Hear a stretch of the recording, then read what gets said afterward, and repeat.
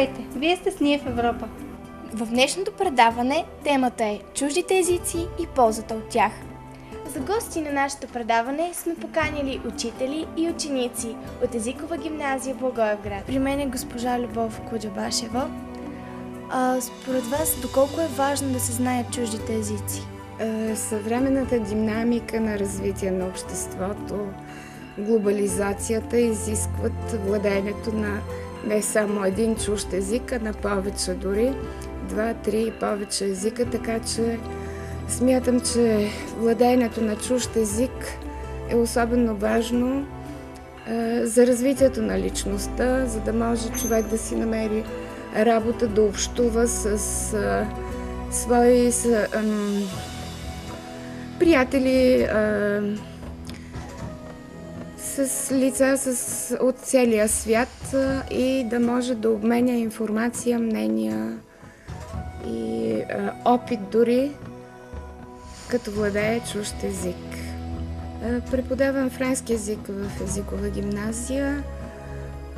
Езикът не е много лесен за усвояване. За съжаление, не е и толкова желан сред повечето младежи, но въпреки това да знаеш френски език е едно предимство.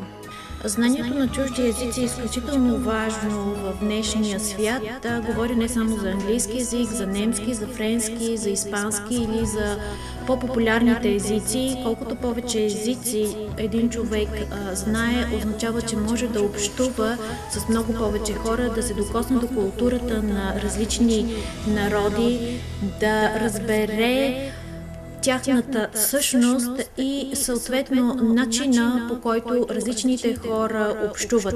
Заради комуникацията, заради този отворен свят, в който живеем, според мен едно от основните неща, които един млад човек трябва да направи, е да учи чужди езици.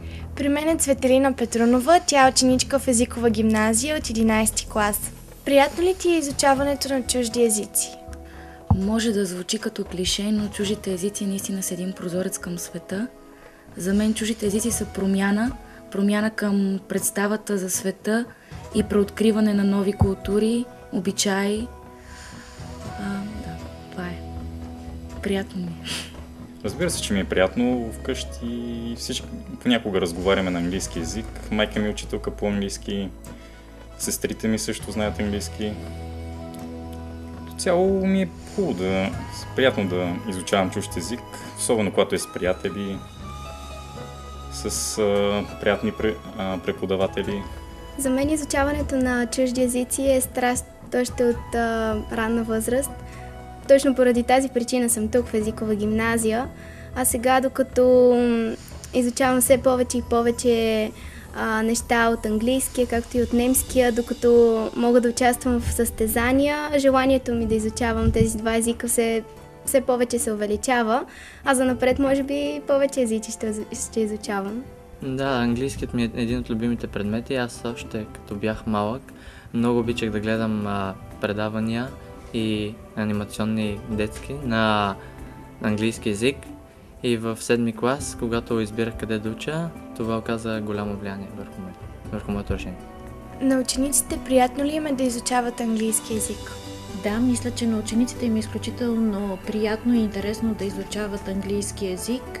Английски език е навсякъде около нас, с музиката, която непрекъснато учениците, децата, тинейджерите, дори и възрастните слушат, обичат да слушат.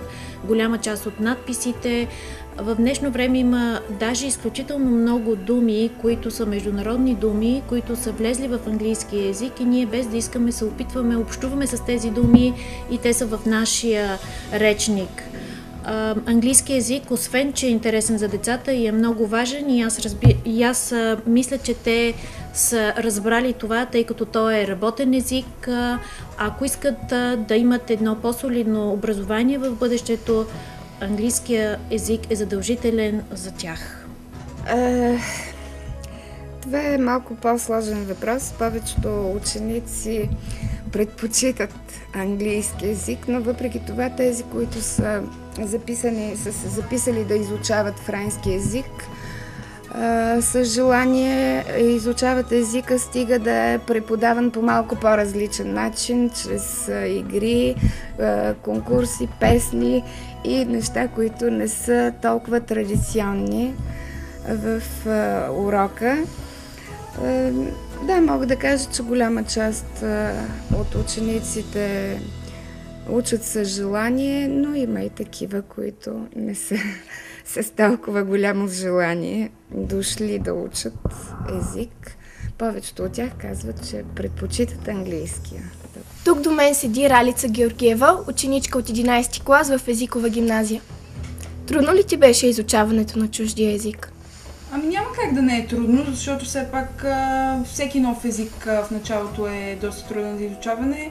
Дори английския, който повечето хора казват, че им е лесен, няма как да е лесен, защото се учат правила, граматика и абсолютно никой език всъщност няма как да се научи просто така без никаква трудност. И затова да, трудно ми беше. По пътя към успеха, лично според мен трудности винаги има, но за това сме тук, за да се справим с тях. За мен изучаването на чужди езици не представлява чак толкова голяма трудност. Трудна е адаптацията в началото, свикването с новия материал, привикването към по-усиления труд, но ключовото нещо според мен в изучаването на чужди езици е усиления труд. Най-вече труда е този, който ти помага да учиш нова лексика, нова граматика и когато напреднеш, вече изучаването на чужд език става все по-лесно, тъй като ти привикваш към него и ти става все по-приятно. Разбира се, че е трудно да се изучава чужд език, особено в началото, когато започне да се изучава езикът, е много трудно, но след като получиш една солидна основа, започва да става по-лесно, тъй като в днешно време повечето модерни песни и филми са на английски език и това допълнително подпомага изучаването на езика и го прави по-лесно. В началото е изключително трудно, особено за немските паралелки. Аз си спомням, че като дойдох в 8-ми клас нямах никаква представа от езика, не знаех дори първата буква от азбуката, но както майка ми каза, всяко начало е трудно, но след това си заслужава. Истински. Дали е трудно да се учи чужд език, зависи от самите нас.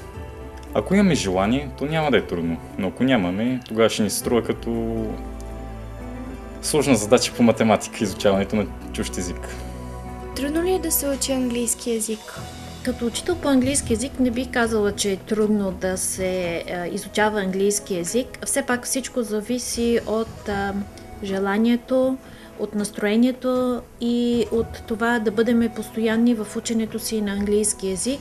Разбира се, при английски език има един приоритет и то е, че музиката, която младите хора слушат, голяма част от музиката е на английски език и това малко или много им помага да подобрят знанията си по английски език, като имам в предвид произношението, голяма част от речника, който те могат да си набавят. Така че всичко зависи от желанието и от постоянството на един човек да учи език. Френски език не е лесен. Има доста правила с доста изключения, но въпреки това е приятен за изучаване. Каква е ползата от тях? От чуждите езици има огромна полза в днешно време, тъй като английският език, например, е най-използваният език в света и в която и страна да отидеш, ще се разбереш с гражданите в тази страна с английски език. Също така за обучение и за професия е много важно да се изучават чужди езици. 3, 4. Това беше всичко от нас!